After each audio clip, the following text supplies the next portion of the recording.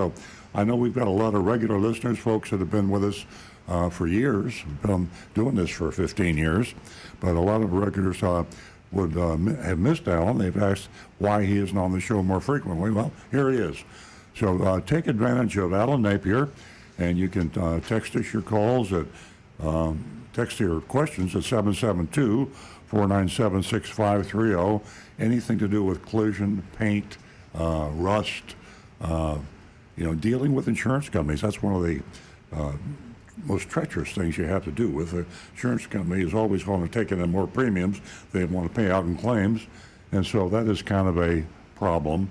If you have a problem in that regard, we'll certainly ask you to give Alan a call. So text, as I said, 772-497-6530. And, of course, call us, 877-960-9960. That's 877-960-9960.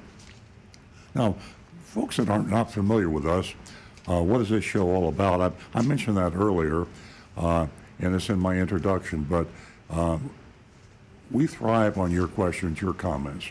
We're out to make your life easier when it comes to buying, leasing, repairing, or maintaining your car. So if you have a question or a comment, don't think it's a stupid question. Don't think it's no one's interested. We learn more from you on this show sometimes than I think you learn from us. So please give us a call at 877-960-9960. Let's go around and kind of introduce everybody in the studio, especially for the folks that don't know us. To my left is my co-host, Nancy Stewart. She also is my wife.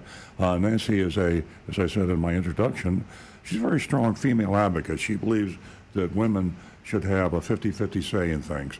They have a 50-50 say in buying and driving cars. Why not in everything else? So, Nancy, tell us about that special offer we have for female callers. Good morning, ladies and gentlemen. What an exciting show we have for you this morning. And to the ladies, well, I'd like to offer you $50 for the first 2 new lady callers this morning. Please, your voice is extremely important, and we are building a platform here for the ladies, and you can help me with that by giving us a call at 877-960-9960, or you can text us this morning if you're a little shy at 772-497-6530. Now back to the recovering car dealer. And as I said, the regular listeners are going to be glad that Alan's back. And Alan, tell us a little bit about your expertise. A lot of folks haven't heard from you in months. So you're a collision repair guy. I've known you for a lot of years. How long have you been in the business? I've been doing this since I was about 24 when I started managing a body shop. So that's about 30-some years. I enjoy it. I still find it invigorating to show up every day and see what's going to happen. I don't care how long you're in this business, dealing with customers, cars, and insurance companies. You're going to learn something new just about every day and be confronted with a situation you never thought you'd see. I love doing the show, and I love getting up at 4 o'clock to come in and do the show. What an amazing man. It's been a long time, and it really is fun talking to you folks, and I think we all learn something every week, and hopefully we teach you a little something. And I don't have all the answers, but I'll certainly try to help you with any car-related or car insurance-related question that I can. And I appreciate you having me back. Love to have you back, Alan. And insurance companies are one of our biggest complaints that we have dealing with your insurance companies. They love to take your premium checks, but they hate to pay the claims out. And when you have an accident, I don't care whether it's Allstate, State Farm, Geico, all the insurance companies, there's usually an issue. And Alan can help you with that because that's all he does all day long. He knows these insurance companies, and he can help you. And to my right, Excuse Nancy me is for a just moment. Tina, we know you're on the line, so you just hold on for a couple minutes. Yeah, Tina, I'll be right with you. I just wanted Rick to kind of introduce himself. We did a little bit of an introduction earlier, but Rick, tell us a little bit about your qualifications. You know just about everything about maintaining and repairing cars. Good morning, folks. I'm Rick Kearney. 25 years working for Earl and working as a Toyota technician. I've Master Diagnostic Tech, and please bear with us this morning with anything on the internet, because Stu is not here, so I'm kind of handling both YouTube channels and Facebook all at once. And, well, let's say I'm a better mechanic working with cars sometimes than with the personal computers, but I'm learning my way through it all. Rick, I understand that is a double duty job, but I know you can handle it. Let's get to Tina. Yes, good morning, Tina. Welcome to the show. We got you on the line, Tina? Okay, new studio, high tech. We can't hear you, Tina. If you're still there, give us a call back. Tina for Bonita Springs, as Nancy said, is one of our best and most regular female callers. She is extremely knowledgeable, and there's not a call that she makes that we don't learn something from Tina. Absolutely. So, Tina, if you're still out there somewhere in Radio Land, please give us a call back. 877-960-9960. 877-960-9960. Earl, can you hear me? Now there I hear you you. are. We got a new studio and everything is new, so we finally figured out how we could hear you. So let's hear you now. What's going on? What's on your mind, Tina? Well, actually, I know that we've discussed the subject before, that people that have bad credit or no credit generally, for the most part, things are getting better, but generally they end up having to go to a used car lot to try and buy their first car or a car that they need. Yes. And, used car lots have, understandably, a really bad reputation because the financing is really high. There's also delivery, yo-yo financing, all that. I'm not going to get into that this time around. Mm-hmm. But I discovered, and you know this, that every auto dealer in the state of Florida has to have a bond. And the bond has to be at least $25,000. And what it is it's kind of like an insurance policy. If there's a disgruntled customer that tries to come back after the car dealer for valid reasons, then the bond company will work with the owner of the dealership and say, hey, listen, let's try to get this settled. Mm-hmm. Because if things escalate, what happens is the bond company will reimburse eventually the buyer, and then they will ask the money back from the auto dealer. And the thing is that the auto dealer in Florida, if he loses his bond, he cannot legally do business in Florida. Mm-hmm. So I wonder if you could elaborate on that a little bit more. Well, I always say, as you just proved here, I learned something. I knew we were bonded, and I've been a dealer for so long. I think when I became a dealer, it was probably $25,000. And my guess is it hasn't increased any in the past 50 years. And when you said $25,000 bond, I said, that is not going to cover much of anything today. The average price of a car is over $25,000, but they should raise that. There's so many things that should be done that the Department of Motor Vehicles apparently is overlooking. But yes, I also had to be fingerprinted. And theoretically, you cannot be a dealer in the state of Florida, or I suppose most states, if you're a felon, convicted felon. So the screening is very, very careless. And there are a lot of car dealers out there that are car dealers officially, but they shouldn't be. And they should tighten up the requirements. They should require a higher bond. And you were talking about, Tina, about the financing. They call them buy here, pay here lots. People that have marginal credit or bad credit will go to these lots, and unfortunately they get taken advantage of. People that are desperate to buy a car will take any car that they get sold. They will pay any price they get asked, and that's what happens at these buy here, pay here lots. Now there's exceptions to every rules. Beach Cars is a buy here, pay here company that I know of, and they treat their customers fairly. But there's thousands and thousands of these that take advantage of people that have marginal or bad credit. My advice for the folks out there with marginal credit, or if you think you have bad credit or marginal, is still check with your bank, still check with your credit union. You would be surprised today, lenders, the good lenders, the quality lenders, the banks and the credit unions, they are a lot better at buying people with marginal credit because they get in deeper into their ability to pay. Instead of just looking at the numbers and the Beacon score, the FICO score, they'll dig a little bit deeper, and you might be pleasantly surprised that you can get finance with your own bank or your own credit union. If you don't, and you go to the dealer and you're at his mercy, you just better pray, because they can charge you in Florida on a new car. They can charge you 18% interest. On a used car, they can charge you 38% interest.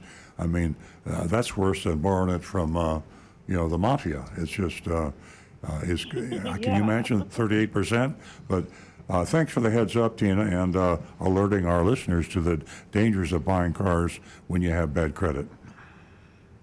Hey, yes, exactly. Tina, and the other thing is, yes, go ahead. Hey, Tina, just before you get off the subject, because you always have multiple interesting subjects, the $25,000 bond limit, that brings to mind for me, from my aspect of the business, the $10,000 minimum or maximum payout on some policies, insurance policies. Same as the $25,000 limit, it was probably established in like the 80s. The $10,000 liability limit, that was established, I believe, in 87 or 88. So if somebody that has a minimum insurance hits you in your car and it's their fault, odds are your damage is going to be over $10,000, but their policy is not going to pay it, and your policy has to pick it up. So same thing, kind of. These dollar limit things are so antiquated from 30 and 40 years ago. I think Earl probably ought to have to put about a $500,000 bond up. I can't afford it. Tina, what else is on your mind? That was a great question.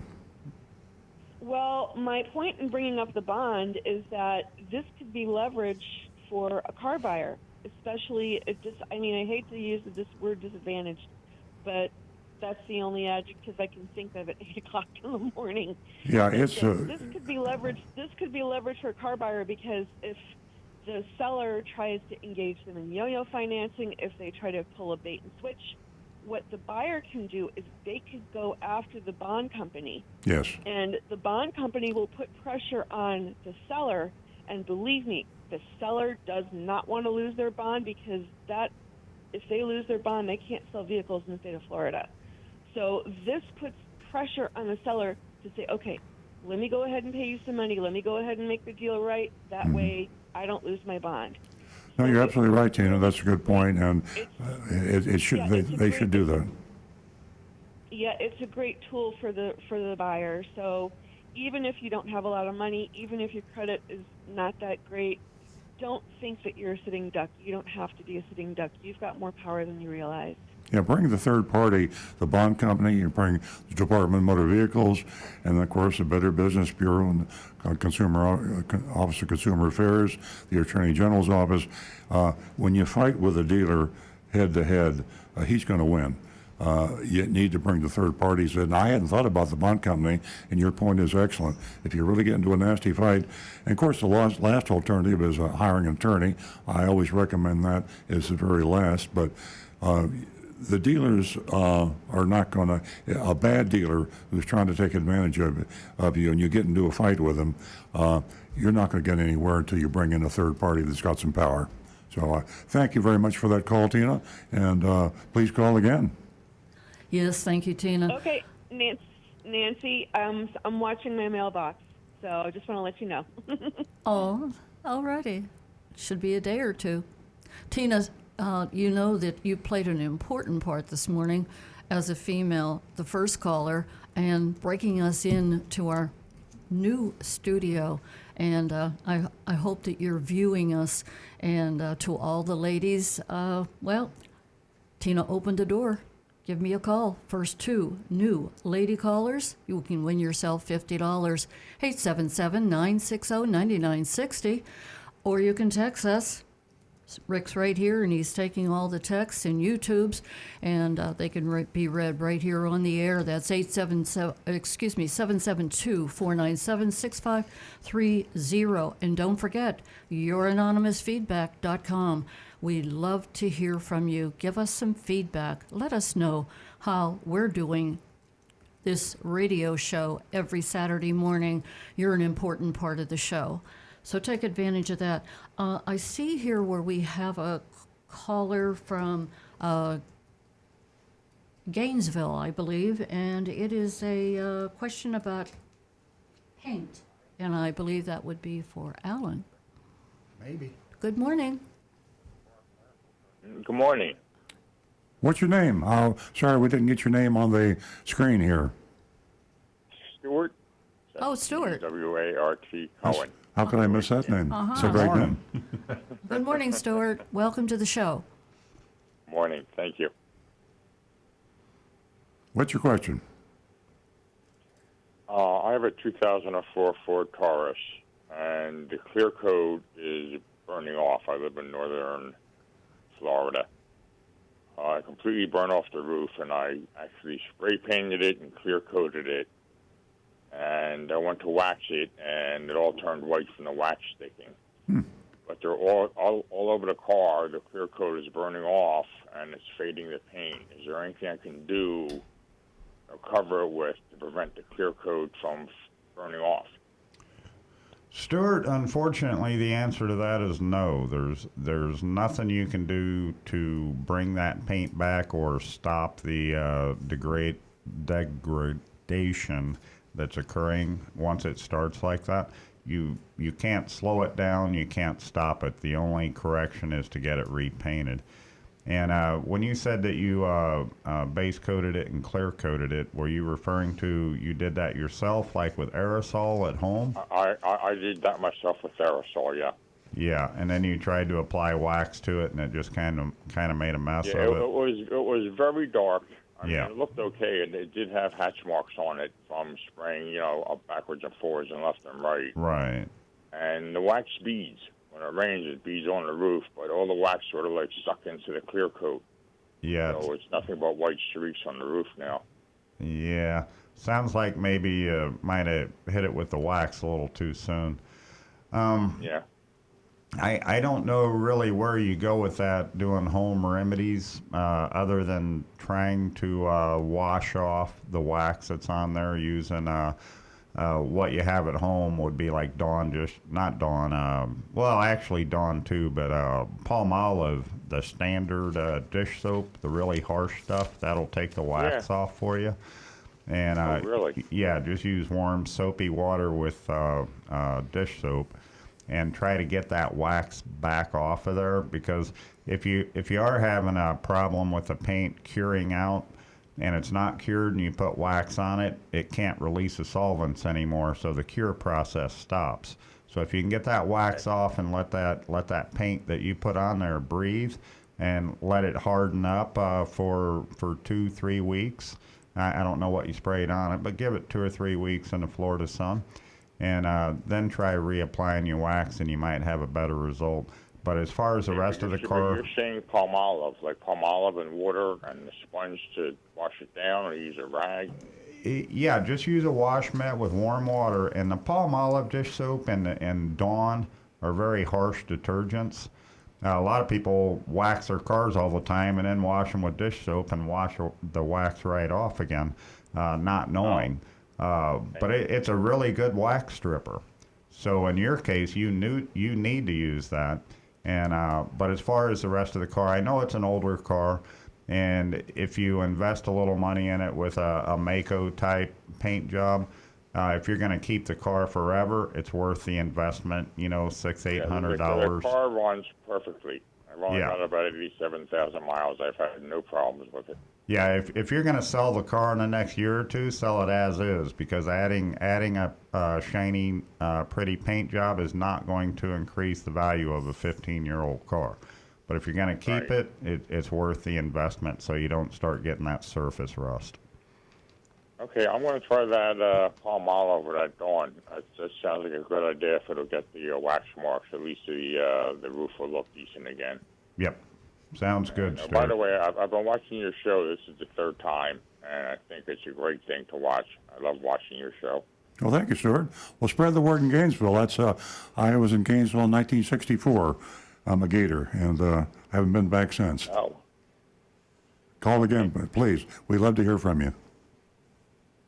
okay, I'll call back next week. Thanks, Stuart. Thanks, Stuart. Thanks and good luck. Okay. Okay, we got 877-960-9960. Love to hear from you. 877-960-9960. And of course, the text number, 772-497-635. I'm sorry, 497-6530, 772-497-6530. And I got to mention, we're on Facebook. It's just facebook.com/Earl on Cars. And we're on Periscope, and we're on Twitter, and we're on YouTube. So please watch us, stream us, listen to us, whatever you want to do. How are we doing on the postings, Rick? Well, we've got one question so far from Ernesto. He's actually asking, are all Toyota certified, let me get this right, are all collision centers at a Toyota dealership Toyota certified? And if not, what's the difference between a certified and non-certified one? And he's actually got a follow-up on that, asking, why do the insurance adjusters seem to underestimate the time for repair and cost compared to the collision center estimate? He says he understands it may change due to unseen damage once the repair starts.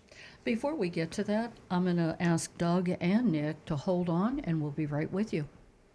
Alan? Okay, addressing the certified shop first, the difference between a certified and a non-certified, and we'll just stick with Toyota dealers, is your agreement to repair vehicles in a safe and ethical manner. You can lose your certification, say, if you use heat to straighten a frame rail. You can't do that anymore. Yeah. Back in the old days, Don't get too technical on us, Alan. yeah. Yeah, the big difference is just adhering to ethical standards in the repair, and also the training of the technicians and the estimating staff and the management staff and all that. What was the second question? He was asking, why do the insurance adjusters seem to underestimate the time for repair and cost? The answer to that question, there's an evolution involved there. It used to be they would do it to save a little bit of money. If they got it close, say you had a $1,000 repair and they wrote $850. Most body shops aren't going to stop the repair process and production in their shop to get that $150. That's kind of how it used to be. They knew what the damage was. They'd get it close and just hope the body shop wouldn't bother. But that's evolved. Now you have two other entirely different reasons. One is, and I love people in the insurance industry. I deal with them every day, but a lot of it is incompetence and a lack of knowledge about the repair process. More often than not, your insurance appraiser that comes to a body shop to inspect a car for damage is somebody that's got a 2-year business degree and they're really good with a computer, and they send them to a few classes on how to use the software, and they send them out to the wolves being the body shops. Al, let's wrap that up as quick as we can. We have 2 callers here, and this was a text, so we can get back to that after we take our callers. Okay, remember, ladies and gentlemen, 877-960-9960. We're going to go to Doug, and he is a regular caller from Boca. Good morning, Doug. Hi, good morning. This is Doug, and Ollie is sitting right beside me. Hello. And I have a question for your dealership. My mom started off wanting to get a Camry and dealing with Josh. And basically what happened, I guess, is you didn't have a color that she wanted in the dealership. And so I guess Josh was dealing with it, but now Jim is dealing with it. What I'm trying to do is help my mom get this car because Monday she has to turn in her rental car. Oh. And tell them what the rental car company did to us. oh, yeah. Well, it's kind of a mess with the rental car company.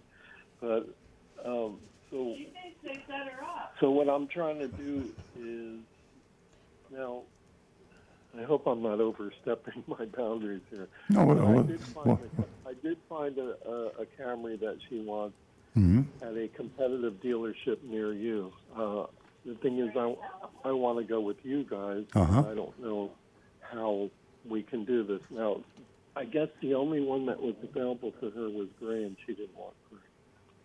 Yeah, that's common. that most dealers cooperate with each other, and I'd say about half the sales average car dealer make, they swap. They call them dealer trades with other dealers. There's a huge number of combinations of colors and equipment and models of cars. A dealer can't afford to stock, 1,000 or 2,000 cars, generally speaking. So they trade back and forth. So yeah, we can trade with the other dealer to get the right color for your mom, and all car dealers do that. It's very common, no problem at all. And typically, when you buy a car, Doug, from any dealer, if you're buying a car and you're in a rental car, they'll loan you a car. There's really no sense in you paying money for a rental right now. If you're buying a car from me or any other dealer, they'll give you a demonstrator or something to drive temporarily until the exact car that you want to buy comes in. So all of those problems can be resolved. That's great, but it wasn't offered to her at the time, and so the thing is I think what they said is it could take up to 12 days, but I did find the one that she wanted at a competitive dealer that's very close to you. Oh, okay. And I'm just trying to help her out because she's Sure. kind of... Well, that's not a problem. I'll tell you after the show. You call me, give me the name of the dealer, and we will dealer trade with that dealer and cut that time short. I'm not sure why they thought it was going to take so long, but I'm glad you let me know about that. Awesome. Okay, well, that's why I called, because I know you solve problems. And, Well, thank you. Thank you. Ask her about what the rental company is doing. Oh, yeah, the rental company. One more thing. The rental company parked the car right near a wall, and my mom is, she's In her 80s. she's in her 80s, and basically what happened is she pulled out and she scraped the car a little bit on the wall, which is not a good thing, and so No. now she has to pay for the damage on the car. But I think the rental company, which was Enterprise, should have parked the car in the front so she didn't have to negotiate, That's a good point. Good point. Well, we'll take a look at the scratches and see if we can help her. We can talk to the rental company, and we can also take a look at the scratches, see the cost. But we'll help her any way we can. And I agree with you. Wow. Parking is so close to make it difficult for an elderly person to get in and out. They shouldn't have done that. You're exactly right. Okay, well, I appreciate you, and Ollie says hello. Well, Oh, thank you. Ollie is a kitty cat for you folks that don't know Ollie, and one of the finest cats of all time. So, Ollie, there he is. Okay, I hope Doug, Sam, Ollie, call again. Thanks very much. Ladies and gentlemen, I want to thank all of you for tuning in to Earl Stewart on Cars this morning. You know you're a very important part of the show, and we want to share this excitement with you of us being in a new studio. And remember, ladies, I offered you $50 for the first two new female callers this morning, 877-960-9960. And a shout out to Rudy. Thank you so much for your help. We're going to go to Nick, and Nick is calling from Cambridge. And I believe that is just a little town in Maine. Good morning, Nick. Hi, good morning. This is Nick. I've called before. I'm in Cambridge in the greater Boston area. How are you all doing? Thank you for joining us. Hi. So I wanted to ask Earl, I was talking to a buddy that lives down in the South Florida region about off-lease only, and I know that you did a mystery shop there and that they were less than forthcoming about the issue with the Takata, recall and Yes. having cars that didn't even have parts available or fixes available. Mm-hmm. But what I'm wondering is if you could talk more about is what happens when an OEM grounds a leased returned vehicle at their dealership? Because one of my friends that works at a major Toyota dealership was telling me that they oftentimes, the best cars don't even make it to the auction, that as part of their efforts to keep the values of their cars up, all of the manufacturers have these proprietary internal offers that the dealer that grounds the unit gets first dibs on it. Then it goes on this internal site, and then if it doesn't go there, Toyota Financial Services picks the unit up and then we'll send it to the auction. And what my point to him, what I was trying to impress upon him was that, well, the cars that end up at off-lease only are the cars that the dealers in that manufacturer's network passed on, and they're the ones that have full access to the service history. They can see with a lot more detail than you or I or off lease only, where the car's been, what's been done to it. Is there any truth to that? I mean, is that a major force with how cars off lease dealers that look at them and appraise them for their used car lot? I can speak for Florida, and in Florida, the leasing companies are required to sell the cars at auction. There's a liability that they have. They have to be sure that they maximize the value of the car at the end of the lease. If they don't want to be accused of, remember that the lessee has an option to purchase, and the option to purchase is fixed in the lease contract. Sometimes at the end of the lease, it can be an attractive price. The market value could be much higher than the residual value, which would be the option price to purchase, and that's a bonus for the lessee. Usually it's the other way around, but it nevertheless is part of the contractual lease agreement. Back years and years ago, the leasing companies would play games with these off-lease cars, and they would maybe sell them to a dealer at a subsidized or lower price than they should. The amount that is paid on the lease return is supposed to be fair market value, and the leasing companies are liable for that. In Maine, I'm not sure what the state law, or if there's a federal law that trumps the state law, I'm not sure. But I would be surprised if Toyota Leasing in the state of Maine is not trying to maximize the price on the vehicle. Remember, the leasing company is like a separate entity. It's a total separate entity from the dealership. And a dealer, if a dealer were a high bidder, then I suppose state law may permit them to buy the car. In Florida, I can't buy a car as a dealer. I have to give the car back to the leasing company, be it Toyota Leasing or whoever is a leasing company, and they have to run it through a public auction. Mm-hmm. And I mean, other than the issue with the Takata, I mean, off lease only, they're selling, 3,000 cars a month? I mean, I guess it stands to reason they must be doing something right. But I mean, have people had other issues there that have come to your attention? Yeah, the Takata airbags, interestingly enough, you talk about the value of the cars, you would think that Takata airbag recall, or even a Takata airbag recall with an unfixable situation, would have a lower market value. Because of the total ignorance of most people about the Takata issue, and because the dealers are not disclosing this and don't have to disclose it, perfectly legal to sell a car with a defective, dangerous recall, including Takata. So if things were fair and honest and disclosure was total, a car with a dangerous recall would have much less of a market value. But today, you can run a car through the auction with a Takata airbag recall and get the same money as a car that goes through the auction without a Takata airbag recall. Okay. And I guess my other question was just on the whole issue of, the lease, off-lease, sort of the auctions that the OEMs have for their specific dealer networks, the virtual online ones. Could it be that in your case you're with Southeast Toyota, with like the 5 other states, and then there's, I think, Gulf States Toyota, and then the rest of the country is Toyota Financial Services? Could that also perhaps be part of it in this specific case? Are we still talking about value of cars with or without dangerous recalls or Takata airbags? No, I'm talking about the general concept of that one of your customers, or any Toyota customer for that matter, turns up at Earl Toyota with a lease unit to be grounded, and then you as the dealer, my understanding is you get, if the customer's obviously by turning the car in is electing not to purchase it.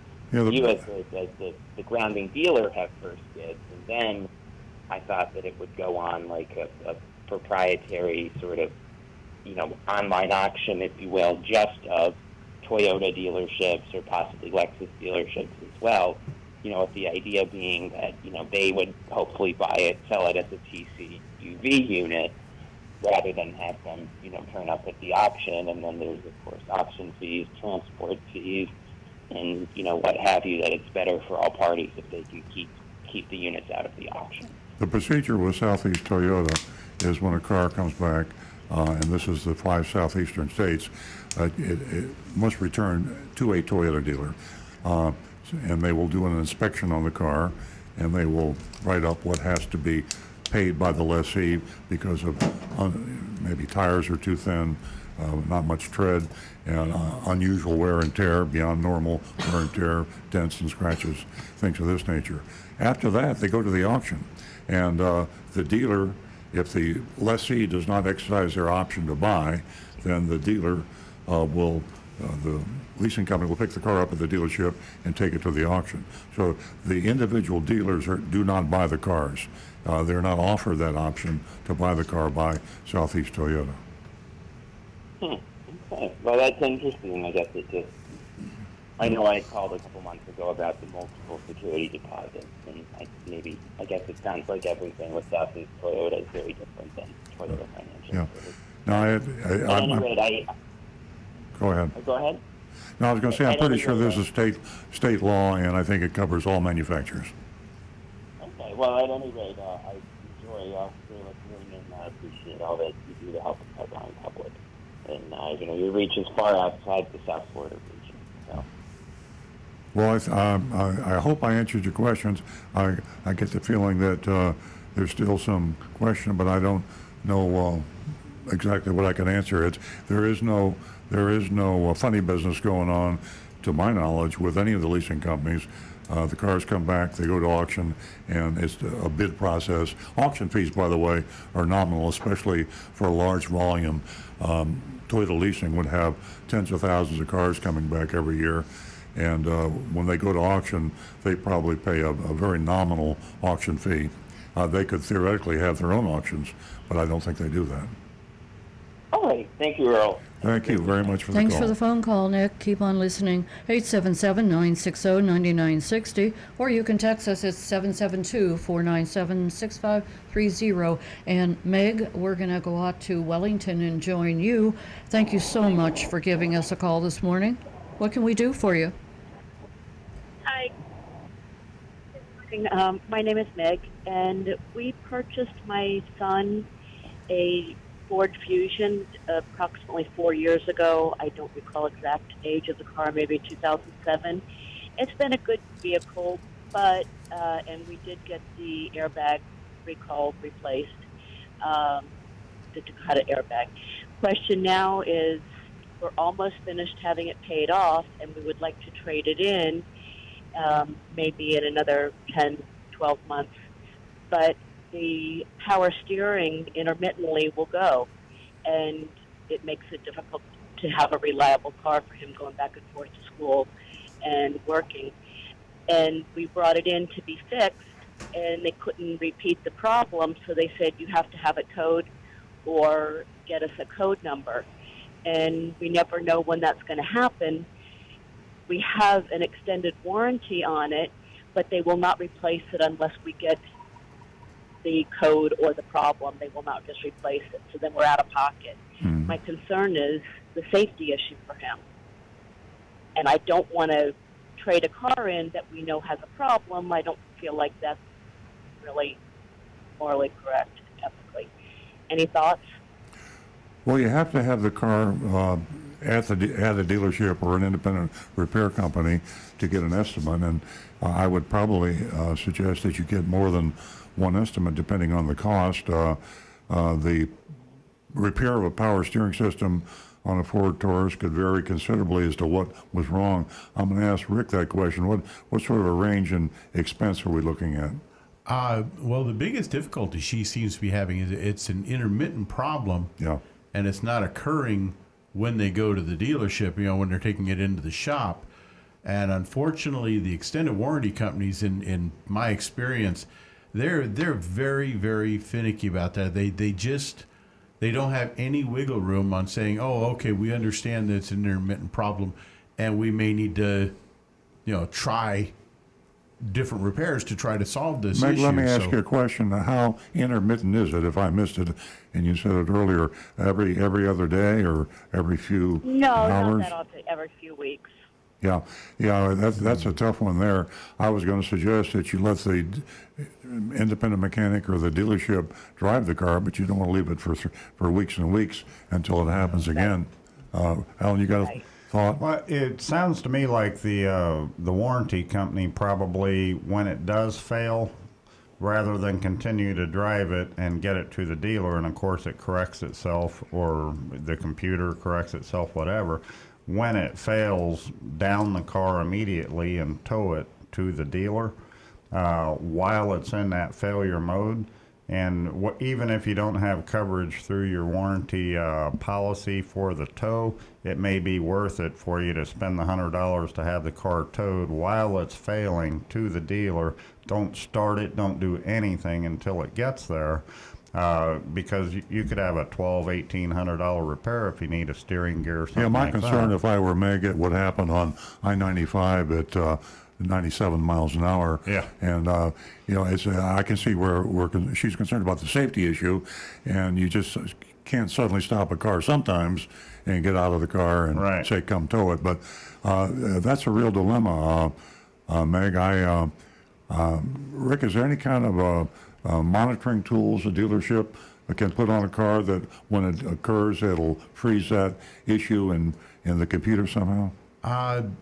Really, not that I'm aware of, unfortunately, because they used to have those, but what they did is they integrated monitoring systems into the car. I don't know why it's not storing any sort of a trouble code. What year is that Ford Fusion, ma'am? Megan? I believe it's 2007, approximately.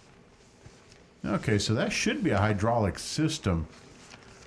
Maggie, what I'm going to suggest is, sounds a little shady, but you might want to consider trading that car a little sooner. And if you're really, really concerned about your son's safety, you might start looking at other Ford, later model Ford Fusion or whatever you want to buy, bring the car in and get it appraised, get 3 competitive bids, be sure that you're getting a good price, and move your buying up a few months. You said you were going to buy a car in a few months anyway. Rather than have months of your son driving the car, worried about his safety, just trade it in. You there, Meg? Trading in a car that isn't really fully functional either, and I don't. Well, I want money out of it's a moral dilemma, I have to tell you. I wish I could give you a clear-cut answer, but it seems to me you're caught between a rock and a hard place. You're concerned for your son's safety. I totally understand. One solution would be what Alan said, is you can just drive it, and hopefully you can pull over the side of the road fast enough, have him tow it, and then the intermittent condition will be able to be diagnosed. But that might not happen in a time when he can pull over the side of the road. So, so you have to choose between trading in a car that you know to be unsafe, or letting your son drive it for a few months until it finally does misbehave and you can have it fixed. And I wouldn't want to be in your shoes. It's a sad situation, but I can't think of a better magical solution to your problem. Yeah, I kind of thought that would be your thoughts, but I just didn't know if they can find an issue with it by bringing it to a mechanic. Intermittent problems are very, very difficult, and you could spend a lot of time and a lot of money trying to get something diagnosed that they just can't find. It's just like anything else. We get them. I'm a car dealer. In full transparency, disclosure, I've been a car dealer since 1968, and in my service department, the biggest headache we have are intermittent problems. And sometimes yours is particularly difficult because it only occurs every few weeks. It's hard enough to diagnose a problem that occurs every few hours, but every few weeks it's almost impossible until you catch it in the actual act of failure before you can diagnose it and fix it. Okay. All right. Well, thank you so much. I'm very sorry we couldn't give you a better solution. Meg, are you a first-time caller? No, I am not. I wish I could say I am. I do also. Good luck with that problem, and I hope to hear from you again. All right. Thank you so much. Have a good day. All right, have a great day. You know, I know there's a whole lot of texts to get to, but we have one more caller, and it's Bob, and he's calling from Minnesota. Good morning, Bob. Hello, Bob. Yes, I'm still here. Good. Good morning. What's your question? Good morning. My son has a 2007 Toyota Corolla. Hmm. And when he got to 300,000 miles, the speedometer stopped working. Uh-huh. And he was told by a Toyota rep that that's how it's designed. I just find it kind of hard to believe that they would stop at 300,000 miles, because these cars will go beyond that, especially at Toyota. I'm just amazed at. Have you ever heard that before? Alan's shaking his head. I didn't know that, and that's what I say. I always learn something new. So, Alan, on a 2007 Toyota, you can only go up to 300,000 miles. And they were programmed that way. And That's the dumbest thing I ever heard of. Yeah. And I'm embarrassed to be a Toyota dealer. Our painter Chuck, his wife Debbie's Corolla, she maintains it meticulously. Yes. She got to 300,000, it just stopped. Unbelievable. And Mark, our service manager, knew about the problem, that it existed. They don't do them that way anymore, by the way. But he got it replaced for them at no charge. And I think that's kind of an ongoing deal. You need to go to a car dealer that wants to help you, for one thing, because it's not a financially profitable thing for the dealer. It's such a small thing, but it's a huge thing if you own the car. But go to a dealer, your local dealer, and tell them, hey, you can Google this. This is not unheard of. What can you do for me? And try to get it replaced at Toyota's expense. If they say, we'll do it, if you pay the first $100, it's worth it, go ahead and do it. But try to get them to buy you one. I think you can embarrass them into that if the dealer will cooperate, and as Alan says, go to bat for you. That'll work. If it won't, I think you can go to Toyota directly. The top guy for Toyota in all of North America is Jim Lentz, Lentz. And you copy him with some correspondence, he will see it. We've had instances with my customers, and he will actually involve himself, go up high enough in the ranks at Toyota, and if the dealer won't help you, and try to embarrass him into getting you a new odometer, because it's absolutely stupid that they would have designed the odometer that way. Sure You said Lentz, shows a lack of L-E-N-T-Z, confidence. Jim? Lentz, Lentz. He is the, I'm not sure, he is in charge of Toyota for all of North America, probably president or executive or whatever. But if you Google him, you'll get his contact information and send him an email. It's probably just, Okay. yeah. I was going to say, Another quick question. I'm in the process of looking for a new car, and when you go to a dealership, of course you can take it out and take a test drive, but it just doesn't give you a good idea what the car is like. Do most dealers allow you to use it for a couple of days, possibly, or can you rent a car from a dealership so you can get a better feel for it? most dealers would not let you have it for a couple of days. Some would. Remember, if they have a demonstrator, that's one thing. If they don't have a car designated as demonstrator in the particular car you want to drive, they would have to give you a brand new car to drive for 2 or 3 days, and that would be a difficulty because of the mileage you would put on the car. Then the next person that wanted to buy it wouldn't want to pay as much money. Renting a car would be a great idea, and I think you're on the right track. Too many people come in and they take a 20-minute demonstration ride, make a decision, and buy a $50,000 car. That's a bad idea. And I think you're exactly right. Even if you got a car that wasn't exactly the same, but it was the same year and make and model, but it might have different accessories, you should take a car out and drive it for several hours, if not overnight, and drive it in the same conditions that you normally drive your car. Highway driving, residential driving, the roads that you normally go over in your daily whatever you do. And that way you'll know whether you like the car. We have a lot of people myself included, as I say, I'm a car dealer. They'll come in and buy a car. They love it. They drive it for a couple hours. And then a week later, they find out there was something about that car they didn't notice. It might be the visibility out the rear window. You never know. So stick to your idea of driving the car for a day or two. Okay, well, I appreciate your assistance. Thank you very much. Bob, thanks for the call. We appreciate it. Please call again.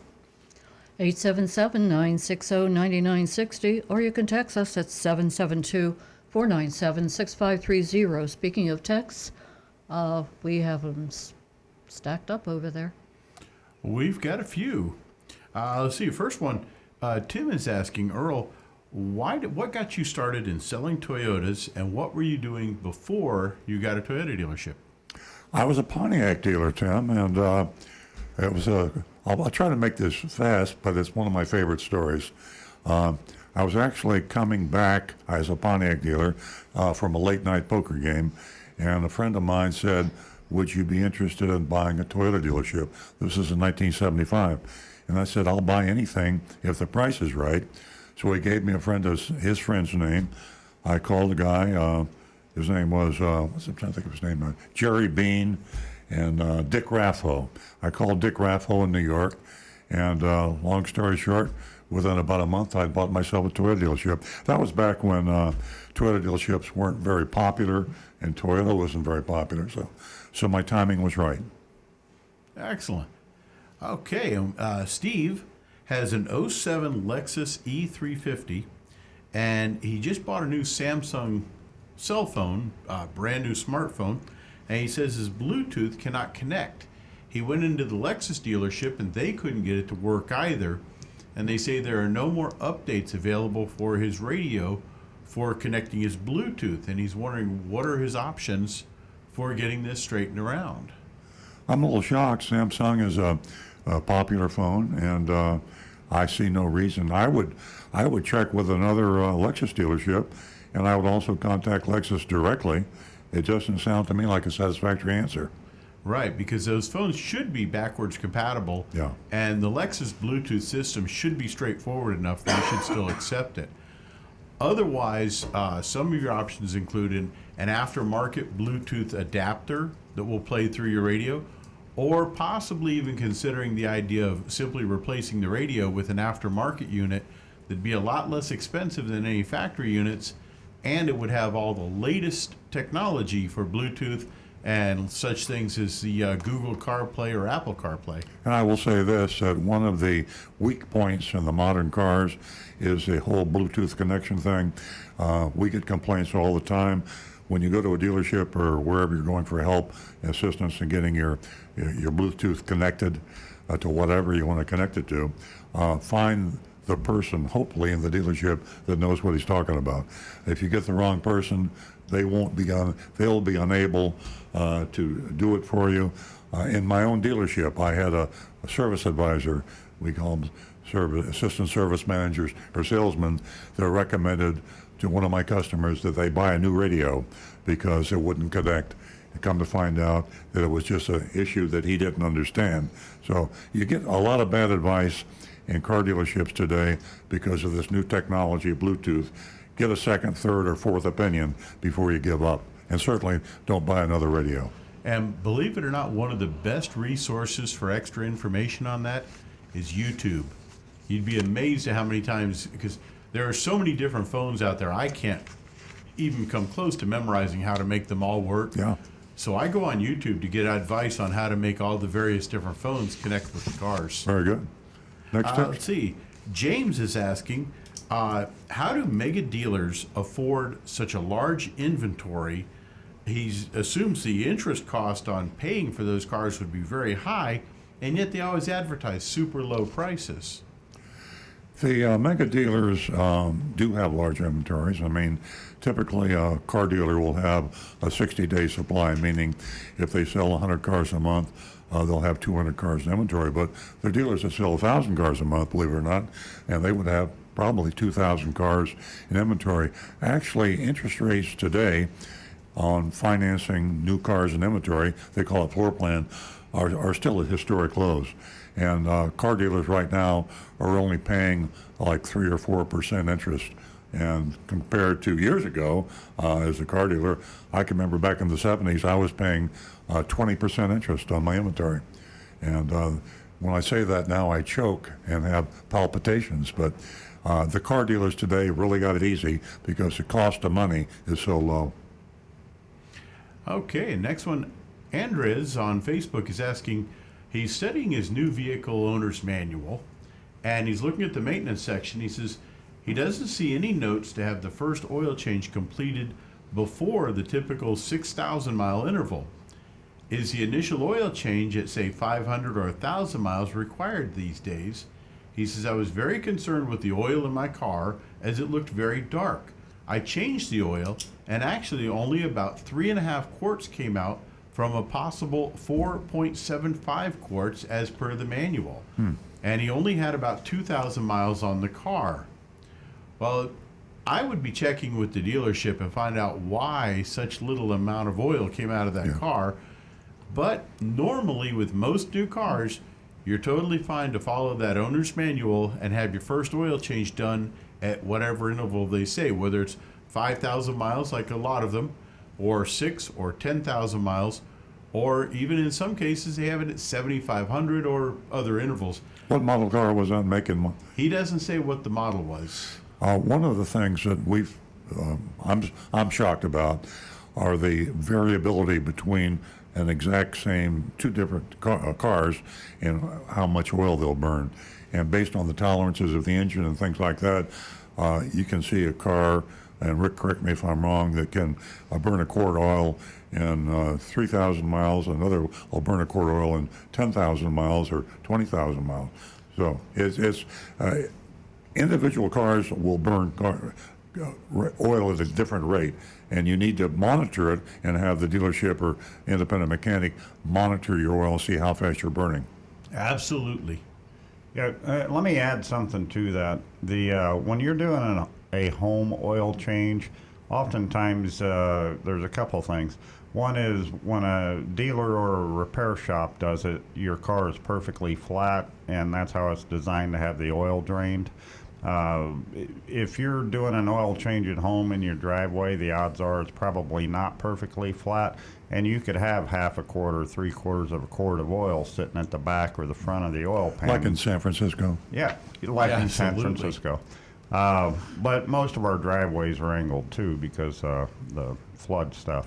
The other thing is when a repair shop or a dealer changes your oil, it's usually on a warm automobile. The engine's warmed up. The oil flows better, so you get more oil out as well.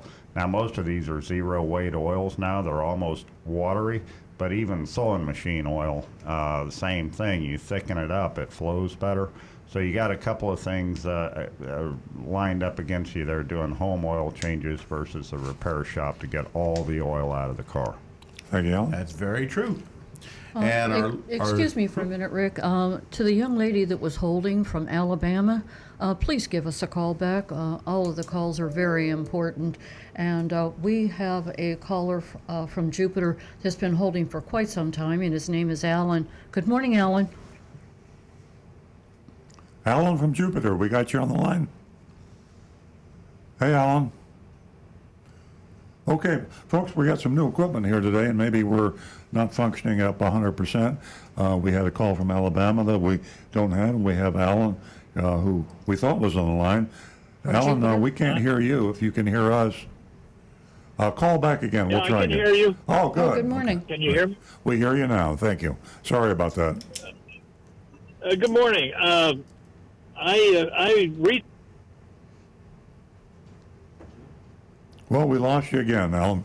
New control room, new high-tech stuff here, not working too well.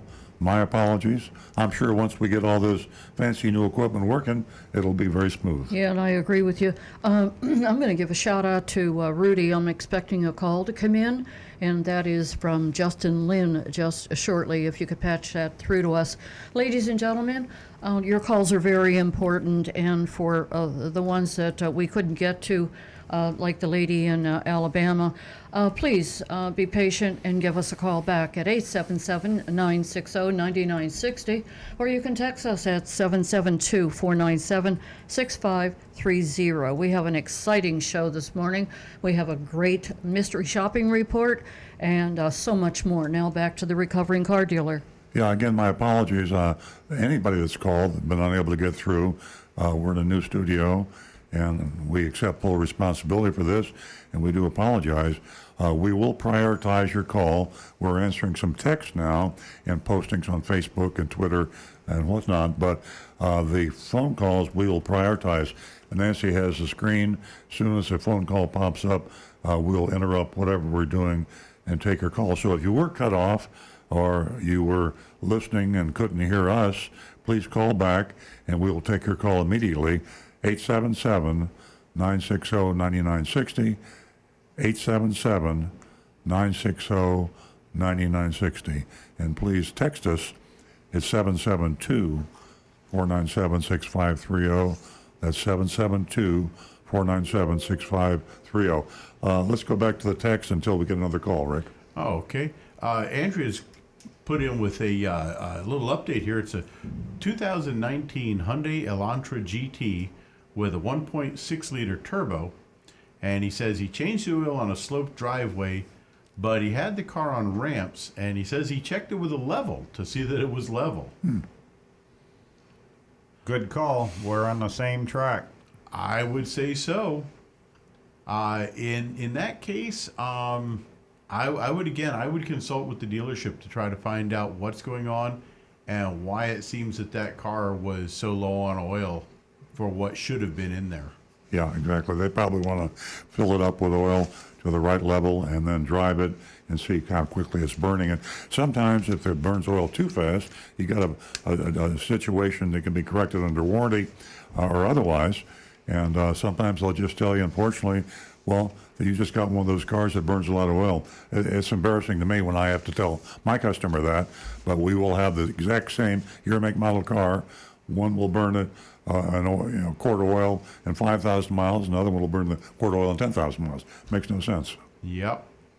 Okay, well, Scott Anderson is asking, can brake rotors on new cars qualify for a warranty item?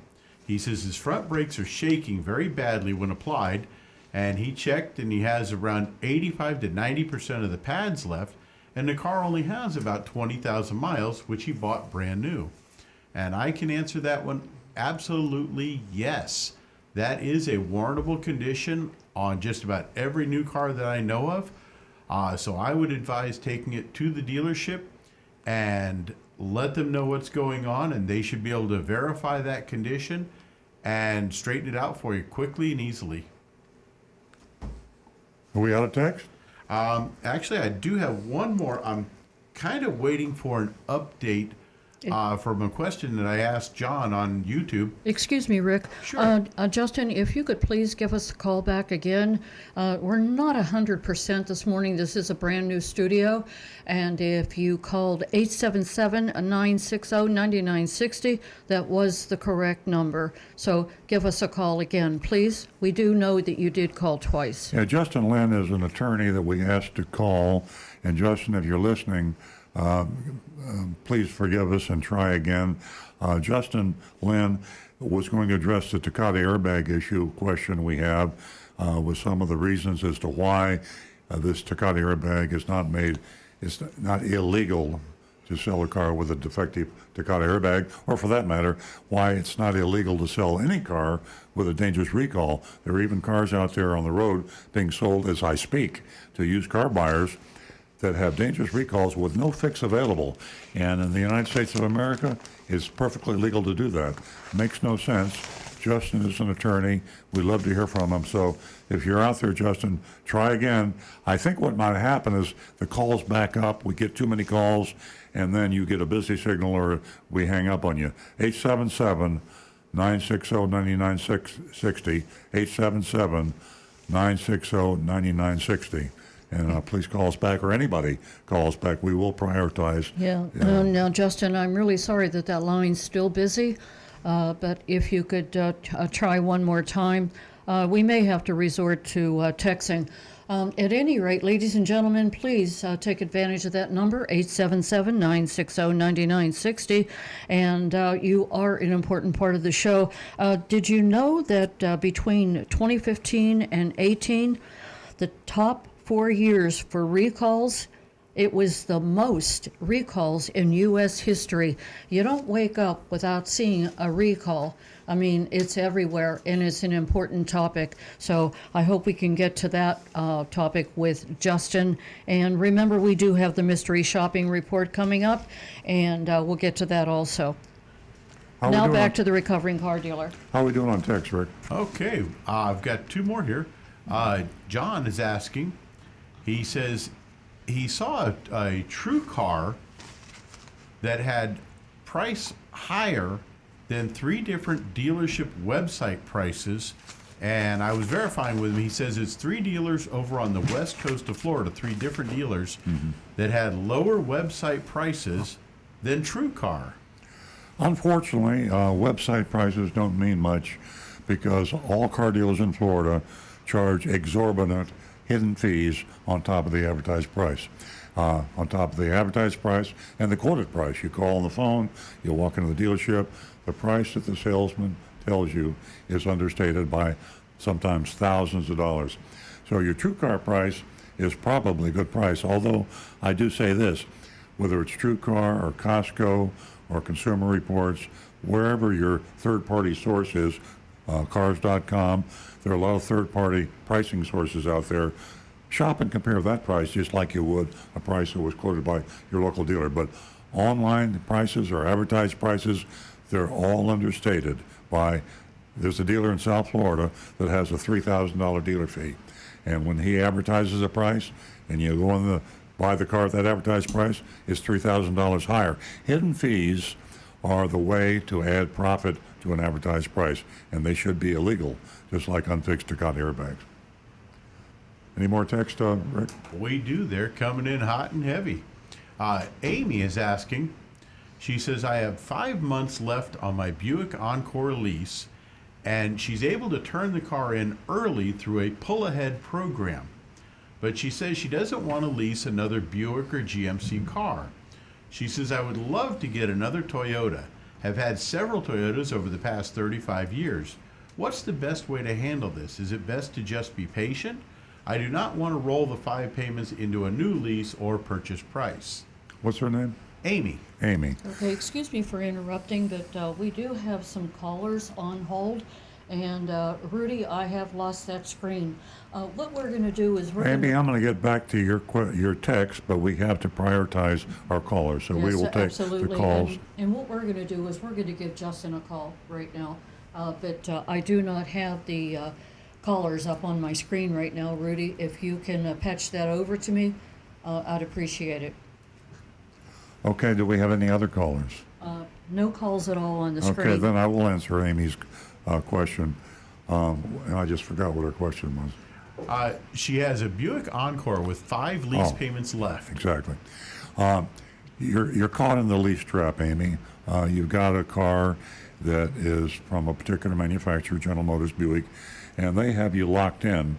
If you don't buy that car from them, they're going to charge you a lease disposition fee. They've given you a special now, special deal to lure you in to lease another Buick, and that's the reason the manufacturers and the dealers love leasing. I always say, all things being equal, I'd recommend you buy the car. You're out of the clutches of the dealership and the manufacturer when you buy a car more than you are with a lease. With a lease, they got a string. It's like a yo-yo, and you got to keep coming back and leasing another car or buying another car. You're just going to have to bite the bullet. If you want to buy a Honda or Toyota or something else, you will have a lease disposition fee, and then be very careful. When you turn that lease in, they'll go over that car with a fine-tooth comb, and if you have what they define to be abnormal wear and tear, your tires are too thin, a stain on your upholstery, too many miles, they're going to hit you with a big charge. When you break off with whoever you're leasing from, General Motors, Ford, Toyota, they will penalize you, and that's the reason I don't like leasing that much. Okay, excuse me. Ladies and gentlemen, we do apologize. We are trying to adjust to a brand new studio, and if you have called and we lost you, please give a call back. And I believe that Lee is holding right now. Good morning, Lee. Lee, are you still there? Oh boy. This is very embarrassing that we are having this problem. You may be there, Lee. Sometimes I speak like I'm speaking now, and suddenly your voice comes, and you're probably, I hope you're listening to me. And now I hear a dial tone. So There he Lee, is. yeah. Chaotic first day in our new studio. We And- knew it, though. We Yeah, knew it was know. going to happen. We know it. I guess if it's going to happen, just like buying a new car, you get some few bugs and you get Yep. them fixed, and hopefully we'll get this thing fixed, and it won't happen again. Fortunately, the texts are working pretty well. I think we have one text we haven't answered over there, Rick. Yeah, and I just lost it for a moment here. I'm working on I'm well, having let me- computer let me- issues too. Let me say something. This is being an interesting day. Let me say something. One of the calls that we really look forward to from Justin Lynn, an attorney. He's an attorney in both New York and Florida. We had some discussions during the week, and he was going to help me address the issue of the legality of selling cars all over the United States with dangerous recalls. Common sense tells me, and tells you, I believe our listeners, it should be illegal to sell me a product that can kill me. I mean, you're not going to be able to buy a product, most other, I'm sure that if you had a baby carriage or you had a loaf of bread, if you ate it, it would kill you. It'd be illegal to sell. Why is it legal to sell me a car or you a car with a defective Takata airbag that can explode in your face and kill you, and there's no fix available? There is no reason for it. So Justin Lynn is trying desperately to call and address this issue.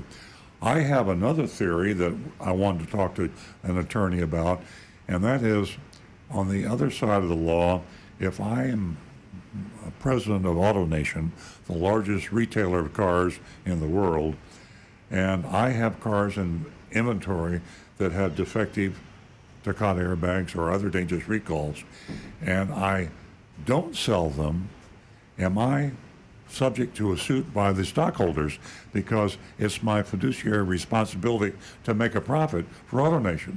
And here's a car that's perfectly legal to sell, but I make a moral decision, I won't sell it, I'm going to ground those cars, and it costs AutoNation profit. The profits go down, the stock price goes down, and I get sued by the shareholders. That was the other legal issue that I wanted to talk to an attorney about. So fortunately, the attorneys aren't able to get through on the lines, and we will, if we can't address it this week, we'll address it next week. We're in a new studio, and things aren't working too well. We're getting there, folks. We're working on it. Yeah. Can't even get through on the text now, huh? I had to restart the whole computer system here. I'm Okay. bringing it back Okay, up. excuse me, guys. Ladies and gentlemen, we again reiterate we are having some difficulties.